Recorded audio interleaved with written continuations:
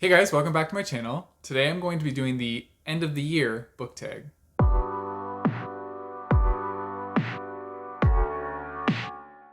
So this book tag is basically revolved around 6 questions where it's books that you're like excited about finishing for the end of the year and books that you're excited to read going into the new year. I have some good ones here that I picked out, so yeah, let's just get into the tag.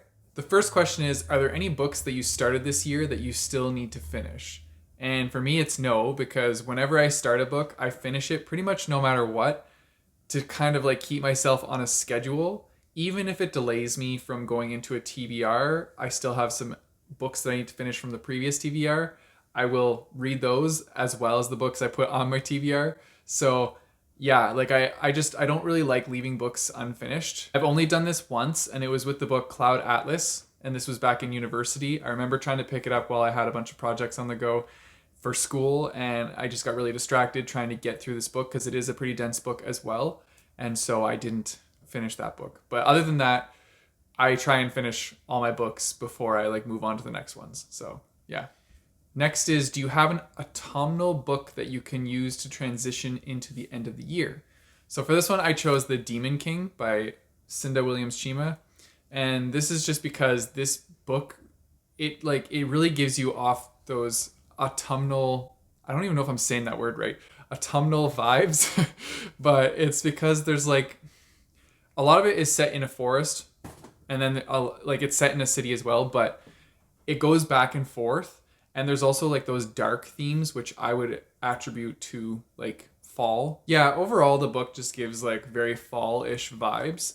And like if you look at the cover, it doesn't necessarily show it that much here, but there's like brown and greens. So like if you open the hardback here and show the inside, it's brown and green on the inside, which is like very fall colors. And the book overall has like darker tones to it, which I enjoy quite a bit, and I'm excited to continue on in this series. I mean, this is only the first one in the series, but yeah, I just thought this one fit very well for autumnal.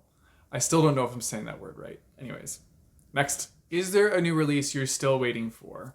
For this one, this book has already been released, but it's like a new-ish release, and I still haven't purchased it yet, but I really should get on that.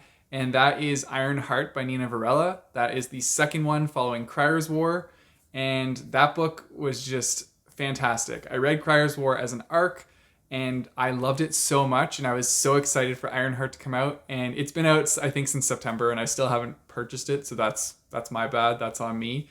But now I can maybe ask my parents or Marcus or somebody for it for Christmas, maybe.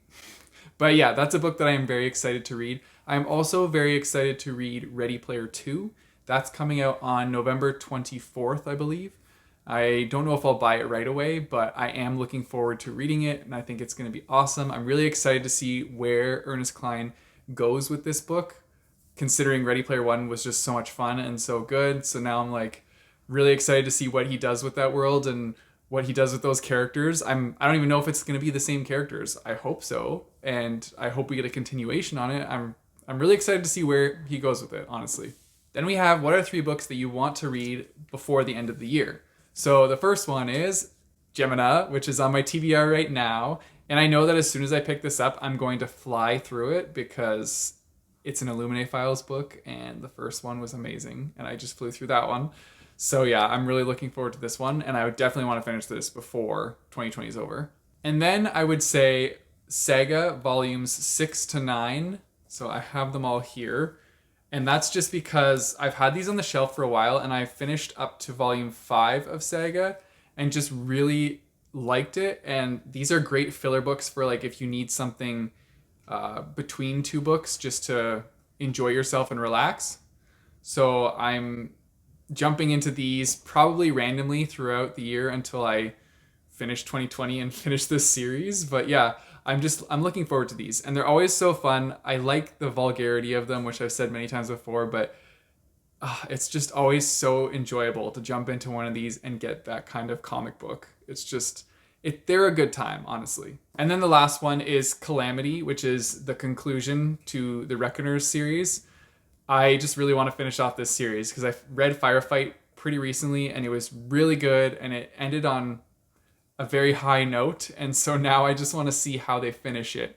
I know that this one's not really the favorite out of the series, and I want to know why that is. I know a lot of people didn't enjoy it that much, so yeah, hopefully that doesn't like impact how I feel about the book. That's why I like a lot of the time going into a book not knowing much about it, because then I don't have anything influencing how I'm going to have an outward feeling to it by the end. So yeah, we'll see. Is there a book that you think could still shock you and become one of your favorite books of this year? So this one I had no intention of reading whatsoever, but then Marcus put it on my TBR and I read the synopsis of it in my last video. And when I was reading that synopsis, I was like, wow, this sounds really good. Like, I think this could be a top book, which would be saying a lot because Battle Royale is one of the top ones of this year so far. And like, I really enjoyed that book. But this one is Aurora Rising. And the way that the synopsis just kind of like captured me, and it's like a band of misfits and it's set in space, I was just like, yes, this is going to be a good book. And I know it is. So I think this one could potentially win over the favorite for the year.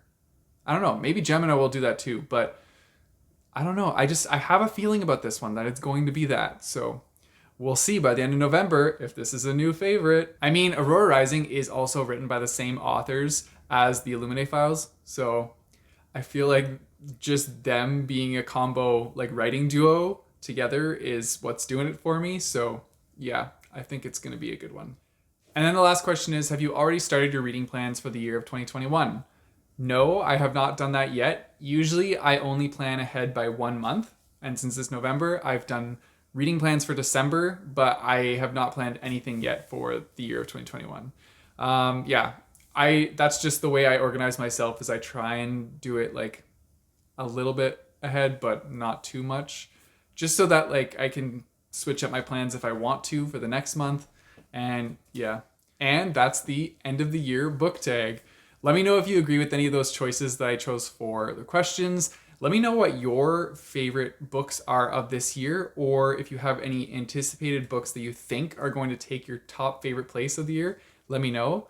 Also, let me know of any new releases that are coming out in 2021 that you're excited about, because I always want to know about new books as well, and that might get them on my radar to be excited about them too. If you guys want to support me, I have a Patreon and a Ko-fi page, which I'll put in the description down below, as well as a link for my bookmarks if you want one of those. You guys know the drill. Don't forget to like and subscribe. Hit that bell notification button so you know when I post videos. I post my videos on Monday and Thursday.